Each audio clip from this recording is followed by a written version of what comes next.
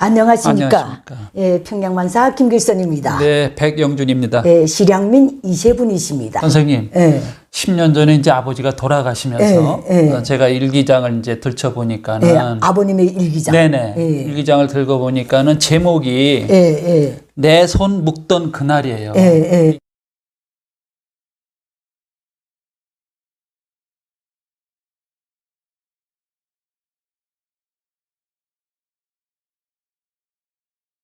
예. 이게 보니까는 1949년도 예, 1949년도. 1월에 그 사건인데 예, 그러면 아버님께서는 그때 어디서 사셨답니까? 그때 당시 평안남도 대동군이었죠. 아이고, 예, 평안남도 대동군. 제가 예. 그 일기장을 읽어보면서 내 손 묶던 그날, 예. 내 손 묶던 그날을 회상하며 유수와 같던 세월은 흘러 어언간 몇 년인고 말이다. 쭉 이렇게 냈어요. 예. 그래서 그 세 사람과 그때 당시 이제 교회 다니시는 예. 장로님인가 봐요. 석장로라고 돼 있네. 예. 예, 장로님하고 이제 셋이서 기억에도 아득하지만 8, 90cm 되는 그 몽둥이로 마구 친다. 예. 보이는 것이 없다. 우리 마을에서도 넷이나 죽은 흔히 무엇이 보이겠는가 말이다. 얼마나 맞았는지 방바닥에는 유혈이 낭자하고 그리고는 아픈 것은 몰라도 이가 부러지고 살이 터져서 어떠한지 알 길이 없다. 자기네 하고 싶은 대로 다 하고. 자, 이러한 내용이 있습니다. 그럼 여기에 보면은 그때 당시 이렇게 잔악하게 맞고 했는데 이 도대체 그 정치 보위부는 어떤 곳인지 좀 설명 좀 해주세요. 그 저체제를 반대하는 모든 요소를 색출, 제거하는 게 정치보위부입니다. 북한의 정치보위부가 원래 북한의 정치안전보위부인가 참 그렇게 돼서 치안을 유지하는 요원들하고 이 비밀경찰 역할을 하는 요원들이 원래 한 지붕 안에 있었어요. 여기를 말하면 경찰과 같이 있었어요. 한 집안에. 같이 있으면서 경찰은 공개적인 치안 유지를 하고 이 비밀경찰이라고 되는 이 정치보위원들은 비밀로 다 활동을 한 거예요. 그 한 지붕을 쓰고. 근데 이게 저 보니까 1947년 2월에 나온 걸로 돼 있는데 1947년 2월에 나왔으면 초대 정치보위부장이 아마 안길이었던 것 같아요. 안길이라는 빨치산 투사가 있어요. 그때 안길이 이런 일을 했다는 그 자료가 있었거든요. 비밀 내 사람들을 요해하고 또 신의주 학생 사건 진압 색출하는 일 이걸 모두 안길이가 진두지휘했다 이렇게 돼 있거든요. 그 후에는 북한의 유명한 최은권이라는 사람도 이 국가 정치보위부를 담당했던 적이 있어요. 1949년도에도 그렇게 정치보위부라고 했대요. 그렇죠. 지금 여기 보면요. 전선줄과 철사로 손과 손, 사람과 사람을 묶어서 우리 석장로와 넷만이 묶어서 앞에 세우고 그 눈길이를 걸어서 정치보위부에 처박는 것이었다. 1월 하순 같다. 동면 사방의 땅은 얼고 한 곳도 보이지 않는 때이다. 어디로 피했던가 눈에 띄지 않은 곳에 있나 그 압송되던 그때 구경인지 죄 없는 청년이 묶여가는 것이 안타까운지 구멍구멍 틈틈이 눈으로 떼쏘아보던 그 순간 오랜 세월이 흘렀으나 입으로 형용할 길이 없다. 그리하여 그 정치보위부에서 그 참혹한 일은 이 대한민국 사회에서는 다 말할 수 없다. 그래도 아침 저녁 식사는 받아주어서 어머님의 정성 어린 그 백반을 먹으니 무어라 형용할 수 없는 눈물을 흘렸다. 자, 밥도 안 주고 밥은 집에서 날라다가. 그렇죠. 예, 여기 편지 저기 일기 내용을 보면 그렇게 돼 있네요, 지금. 밤낮 쪼그리고 앉아 말도 못하는 며칠을 지내다. 6, 7일 후에는 강석은 정치보위부회로 도보로 그 산을 넘고 넘어서 그곳에 도착하니 과수원의 우물도 이용하다 못해 거기 땅굴을 파고 땅굴에다 들이 모는 것이다. 악취는 말할 것도 없다. 이게 그 해방되고 감옥도 변변한 거 없을 때 사람을 잡아. 그렇죠. 드셨구만요. 네네. 참.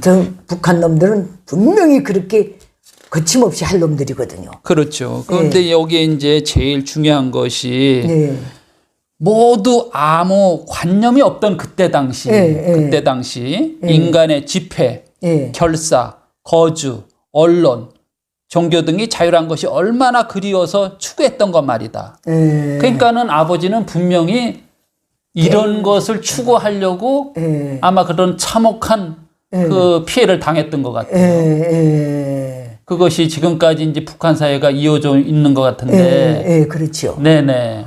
그렇죠. 야, 그러니까 이게 49년도부터 들어갈 때는 벌써 북한이 6.25 전쟁 잡돌이를 하고 준비 들어갈 때거든요. 그러니까 그때 평안도 지역의 기독교인들, 말하자면 전쟁이 일어나서 남진에 나갈 때 거기에서 이제 폭동이 일어날 요소들, 소위 전쟁이 뒷다리를 잡아당길 수 있는 모든 적인의 말대로 하면 불순 세력들을 숙청하는 사업이 벌어졌댔거든요. 그렇군요. 그런 정치적인 그런 문제가 있었거든요. 그 6.25 전쟁 아니래 또 이분들은 북한 체제에서 살 수 없는 분들이죠. 네. 종교, 시위, 집회, 결사의 자유가 원천적으로 없으니까. 1945년 8.15 해방 직후부터 김일성이가 북한의 소위 개선한 직후부터 이 칼을 빼들었다는 거예요. 그때부터. 무자비한 독재의 칼을 빼들었다는 거예요. 네. 그러니까 49년도 정말 49년도에 오늘 북한에서 벌어지고 있는 것과 같은 일이 그때 벌어졌다니까 나도 소름이 돋쳐요. 내가 출생도 하기 전에. 네네. 야, 그리고 그 다음에 어떻게 됐습니까? 일기 내용에 보면은 집에는 어머님과 처자가 있다. 먹을 것이 없어 걱정인가. 집이 없어 걱정인가 말이다. 왜 그리 생각이 되면 남쪽 하늘만 쳐다보니까 말이다. 하는 수 없이 집으로 향해서 걸어 집에 다다르니 모두 새벽인데 뜬 눈이 아닌가 말이다. 만삭의 몸으로 몇 시간을 맞았으니 어찌 되겠는가 말이다. 그러니까 저희 아버지는 거기서 이제 결혼을 했으니까는 그 아내가 이제 만삭 그 아기를 잉태하고 있었던 거죠. 그 무자비하게 그 처자도 임신부도 같이 데려다가 말이죠. 아유. 엄악하게 그냥 몽둥이로 그냥 수일 동안 그냥 매맞은 거죠. 여기 만삭의 몸으로 몇 시간을 맞았으니 어찌 되겠는가 말이다. 아이고 저것들은 진짜 여기에서 무엇라 말할 수도 없고 말한들 무엇하겠는가 말이다. 내 나이 21세였다. 그러나 기운이 없어 맞았겠는가. 그 패기가 없어 맞았겠는가 말이다. 하루 이틀 하루가 10년으로 지내는 것이다. 그 포악한 공산 분자 식량도 다 가져가서 먹을 것이 없어. 피들 몇 말 외삼축돼서 구워다 매일 피가루죽만 먹었다. 피가루죽을 먹었대요. 끼니도 문제이고 해서 처자는 자기 친가로 보냈다. 그러나 있은들 얼마나 있겠는가. 먹는 것이 문제가 아니니 있는 동안 같이 있는 것이라서 오늘 모양이 아닌가 말이다.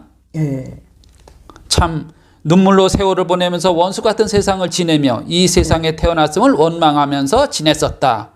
이 대목은 지금 우리 북한 동포들이 같이 겪는 어떤 심정일 것 같아요. 한 톨도 나아지지 않고 더 심해진 제체제에서 오늘날 북한 주민들이 아버님께서 가졌던 그 울분을 그대로 갖고 살고 있을 거예요. 참. 그 울분이 뭔지 몰라도 어쨌든 분명히 그걸 누가 틔워주는 순간에는 그게 그 울분이 될 것 같기도 해요. 근데 이 국가정치보위부가 정말 악랄한 데예요. 이거는 그 국가정치보위부에 끌려가면 그건 사람 못 나와요, 북한에서는. 북한에서는 그 조직이 제일 무서운 조직입니까? 제일 무서운 조직이에요.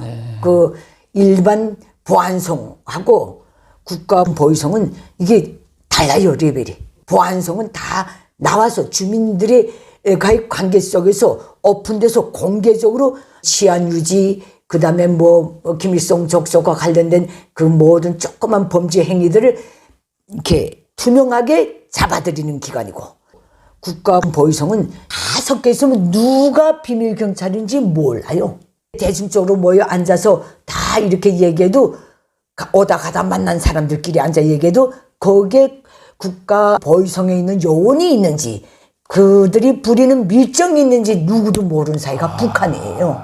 자기 신분을 전혀 안 밝히는 안 밝혀요. 이거는 조직이 어떻게 되어 있냐면 모든 직장들, 말하자면 우리 직장 출판사라면 국가보안성에서 우리 출판사를 담당하는 보안원 밑에 안전소조라고 있어요. 10명, 15명 인원별로 안전소조원이 다 들어가 있는 거예요. 이거는 자기 직책을 수행하면서 월마다 그 나타난 모든 자료들을 있죠. 감시해야 되는 그 15명 대상 안에서 국가재산 탐호랑 묘모여 이런 거 뭐 막말을 했어 이런 걸 다 일일이 기록해서 월에 한 번씩 그 안전소서 모임을 하는데 모든 그 직장인들은 보안성에 소속된 안전소조가 누군지 몰라요. 네.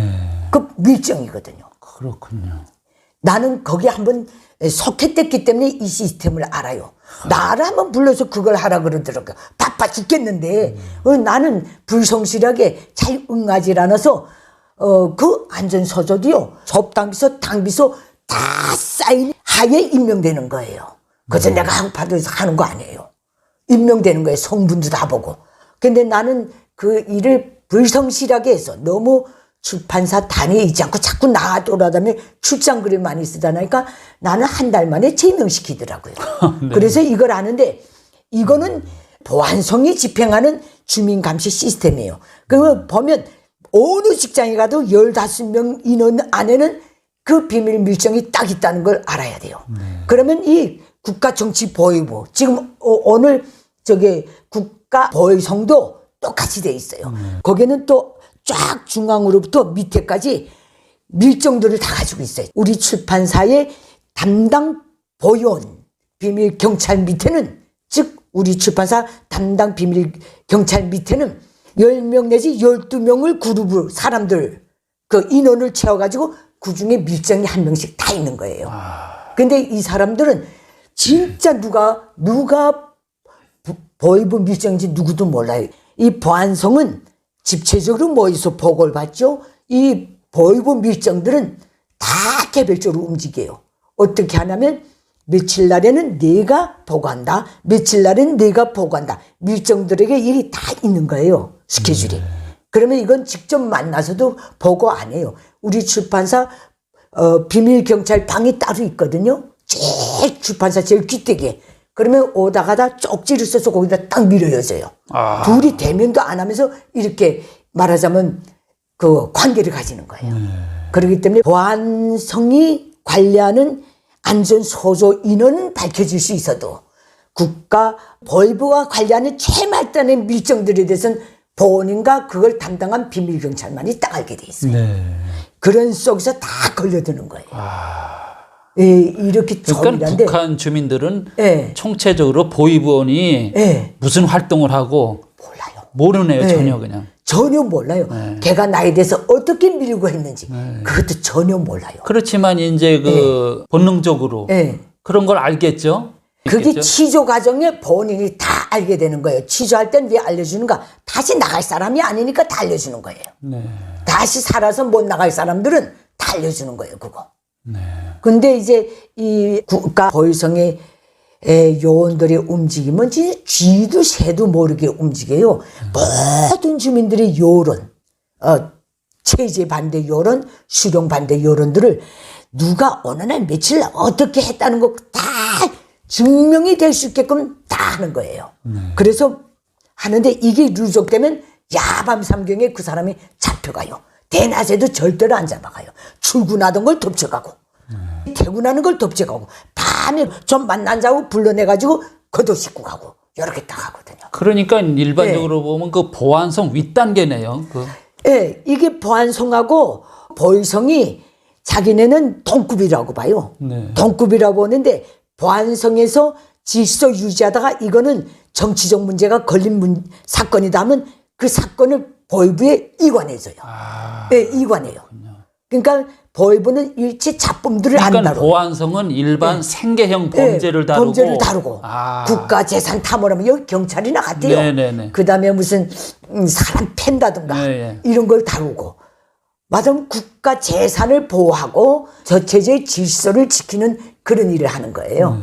그런데 보위성은 전혀 다르거든요. 자기가 관리하고 있는 비밀 밀정이 관리하고 있는 모든 사람들이 그 뼛속까지 머릿속 끝까지 무슨 사고를 하고 무슨 발언을 하는가 이것만 전문 알아내가지고 작성해서 보고하거든요. 근데 이것도 그렇게 할 지랄 하면 사람들을 매일매일 잡아들여야 되니까 이거를 가만 놔둬요. 다 이게 기록을 해요. 네. 나 김길선이라면 김길선이가 어떤 발언을 어떻게 하고, 어떨 땐 충성 발언하고, 어떨 땐 반역 발언하고, 몇 년이건 이거 쭉 지켜보는 거예요. 모든 사람들. 몇 년을요? 네. 몇 달, 어떤 경우는 몇 달, 어떤 경우는 몇 년. 왜냐면 체제 자체가 그러니까 불만스러운 소리가 많이 나오거든요. 네네. 그러니까 가만 놔두고 보는데 이 사람이 아주 진짜 수령을 직접적으로 욕했다. 저놈의 새끼가 죽어버려야 돼. 이런 말을 한다든가, 저놈의 새끼들은 자기네만 부하반탕한 생활을 시커나고 남이 마누라를 데려다 살았다. 이런 말을 한다든가, 김일성 족속에 대해서 야 우리만 그렇지 국경 밖을 나가봐라. 그 다 모조리 취급해. 이런 발언 한다든가, 김일성 족속의 위신, 권위, 그 신이니까 네네. 거기에 훼손하는 결정적인 발언이 나올 때 네네. 그때는 쥐도 새도 모르게 잡아가는 거예요. 그렇군요. 그 예를 들어서 그 개인 간에 북한 이제 주민들 사이에서도 개인 간에 무슨 뭐 분쟁이 있을 거 아니에요? 뭐 그럴 경우는 누가 개입합니까? 그럼? 개인 간에 싸움이 있을 때는 우선 그 법은 몰고 당 조직이 개입합니다. 자기가 속한 정치 조직이 불러다 비판서 씌워요. 무슨 이유 때문에 싸매는가? 무슨 이유 때문에 이런 일이 벌어지는가? 여기서 경제적인 범죄권이 나오면 그때 보안성이 개입합니다. 네. 그 직장을 담당한, 그 단위를 담당한 경찰이 개입해서 잡아갈 놈 잡아가고 재판을 해요. 근데 보위부에 걸린 거는, 보위부에 걸린 문제는 절대 당 조직선을 안 타요. 자기네가 따로 관리합니다. 보안성에 걸린 문제는 당 조직이 개입할 수 있지만은 비밀 경찰에 걸린 문제는 절대로 해당 당 조직이 개입을 못해요. 그렇군요. 네. 잡아간 다음에 통보해서요. 당위원회에서. 그것도 구체적으로 통보 안 해요. 국가보위부에서 연행에 갔다. 이 정도로 딱 통보해줘요. 그렇군요. 그러니까 제일 무서운 게 비밀 경찰이에요. 그렇군요. 그러니까 이 모든 걸 지고 제일 정점에 있는 수령족석은 노동당 조직 지도부 해당 부서들을 통해서 당 조직선 내에는 모든 정치 조직이 다 들어가거든요. 그 다음에 비밀 경찰선, 이 선이 또 있거든요. 그 다음에 공개 경찰선, 보안성선, 안전보위성, 이 선을 3선을 딱 쥐고 있어요. 그래서 여기서 일보, 특보, 직보 선을 딱 하시는 거예요. 그러니까 그 정치보위부에 일단 끌려가게 되면은 일체 면회라든지 무슨 뭐 접견이라든지 절대 없습니다. 거의 뭐 불가능한. 아예 불가능합니다. 아예 거기 와서 누가 뭐 밥을 해준다던가, 이 보안성에 끌려 들어가면 그런 게 가능하지만은 보위성에 끌려 들어가면 그건 일체 그건 어디에 가 있는지, 무슨 제목으로 갔는지 이걸 절대 그 주변 사람들과 가족은 몰라요. 그러나 그 같이 일하던 사람들은 추정을 하죠. 계속 앉아서 말을 했댔으니까. 추정뿐은. 왜 우리 다 한 집단 속에서 집단 생활을 같이 해왔기 때문에 대체로 알죠.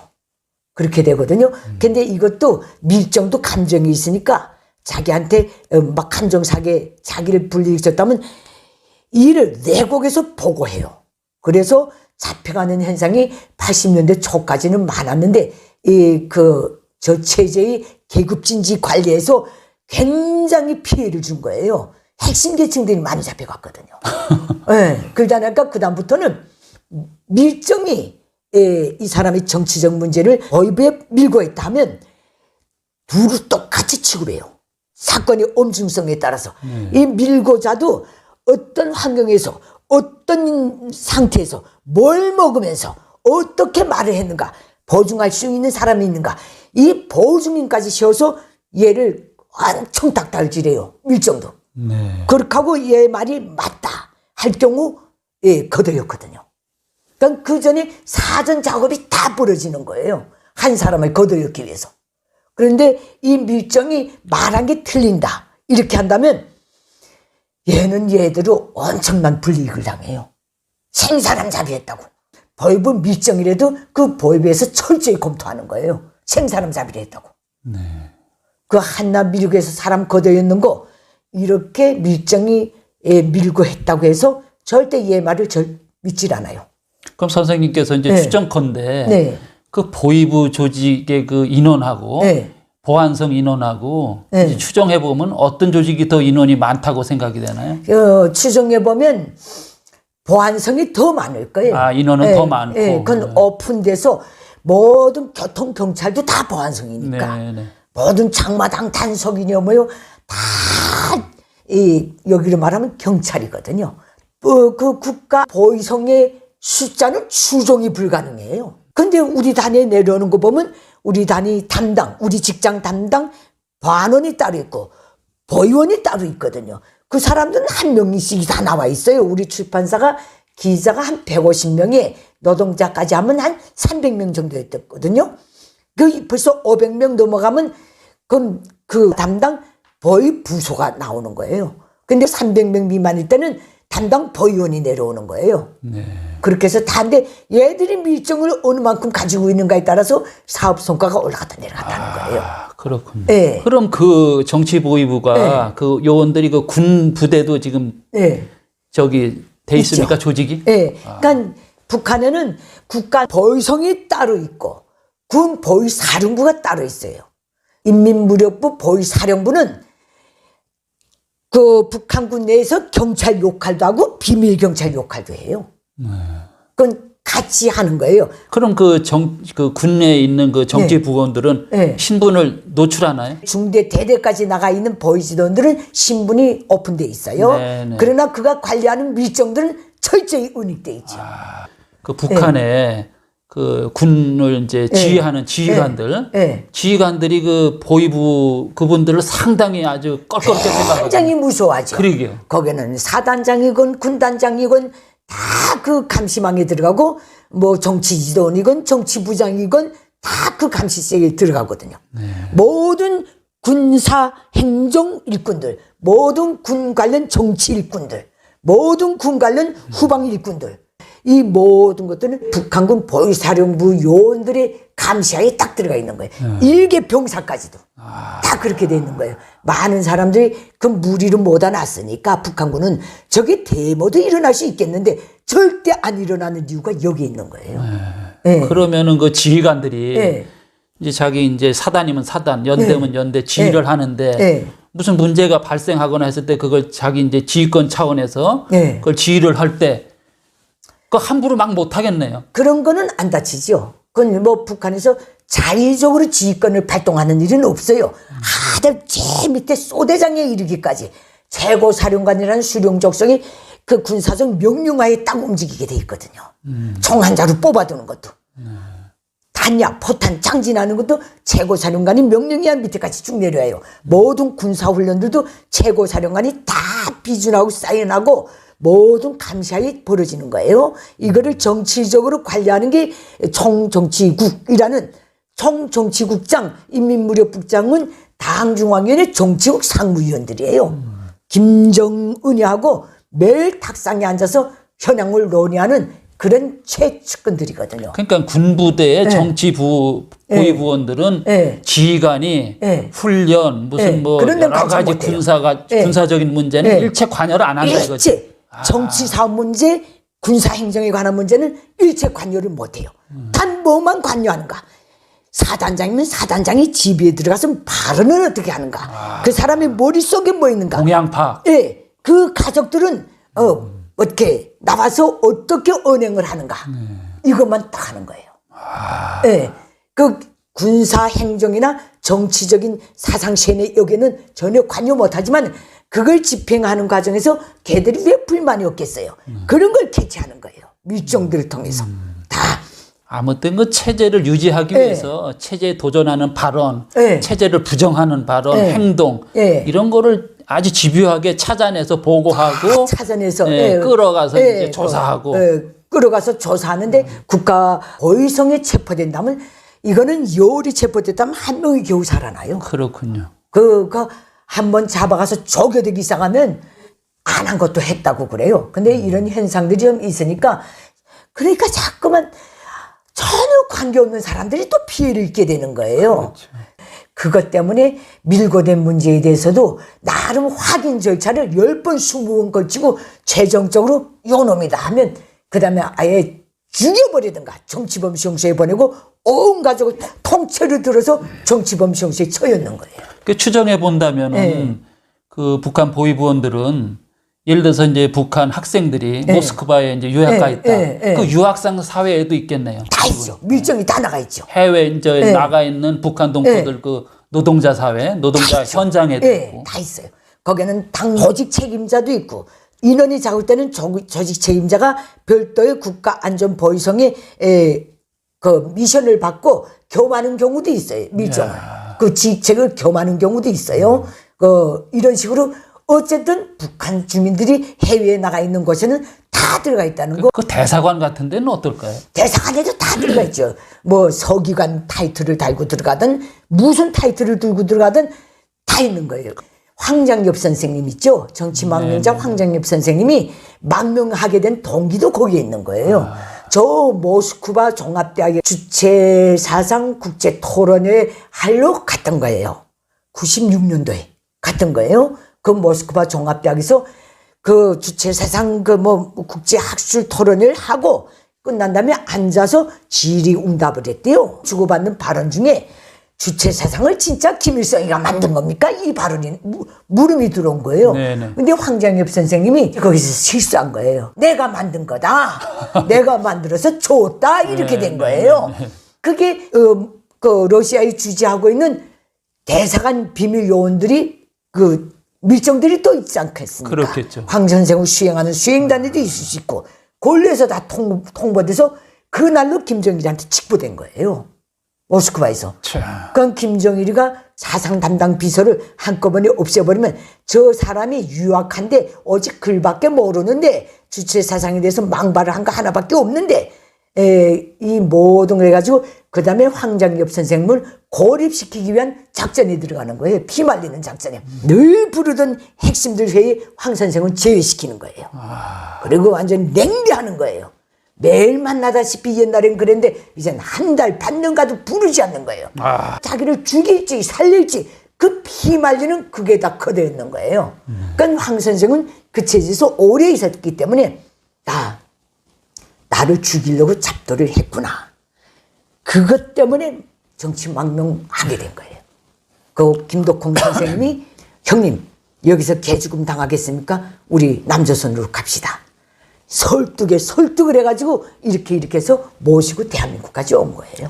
참 그렇게 추정해 보면은 이 교육기관은 뭐 엄청나게 강하겠네요. 교육기관에도 엄청난 선이 있거든. 대학생들 속에도 보위성의 밀정들이 있는 거예요. 특히 대학교에 이제 교수진들 다 들어가 있죠. 그러게요. 강의를 하다가 쥐두새도 없이 사라진 교수들도 여러 명 있어요. 적어도 내가 본 범위 내에서는. 그 모든 요소들을 차단하기 위해서 김일성 종합대학을 비롯한 김책공업 종합대학이며 상위권의 고등교육성 소속의 중앙대학들에는 대한민국 출신이 어떤 교수도 없어요. 70년대를 계기로 몽땅 내쫓았어요. 아이고. 그건 거기는 성역이 없어요. 수령족속이 사는 곳만 내놓고는 다 수령족속 외의 모든 집단에는 다 들어가 있는 거예요. 농사꾼들 속에도 다 들어가 있는 거예요. 무섭네요. 이게 북한입니다. 소름 끼치네요. 그러니까 아버님께서 1949년에 당했던 일, 그러니까 49, 59, 69, 79, 89, 2009, 2019 지금 북한 주민들이 그보다 더한 걸 당해오고 있는 거예요. 그렇군요. 그러니까 이 국가 보위성, 그 다음에 국가 보안성, 이 모든 것은 김일성 족속이 지고 있는 칼인 거예요. 온 북한 강토는 칼도만 거예요. 어디 가서나 두드려도 잡아가고 죽이니까. 이런 극악무도한 이 체제 때문에 북한에서 주민들은 다 알아도 다 항거하고 싶어도 함부로 못하는 거예요. 어느 날 북한은 그 지경입니다. 참 소름 끼칩니다. 소름 끼치죠. 네네. 이것이 49년대에 백 선생님이 아버님이 당했던 일. 그래도 그분은 살아서 나와서 대한민국까지 오셨지 않습니까? 어느 날 북한 주민들은 국가 보위성에 잡혀가면 살아서 못 나올 뿐더러 탈북에서 못 옵니다. 그런 상황입니다. 이해가 가십니까? 네, 오늘 아주 잘 들었습니다. 고맙습니다. 이 문제는 여기서 마치도록 하겠습니다. 감사합니다. 감사합니다.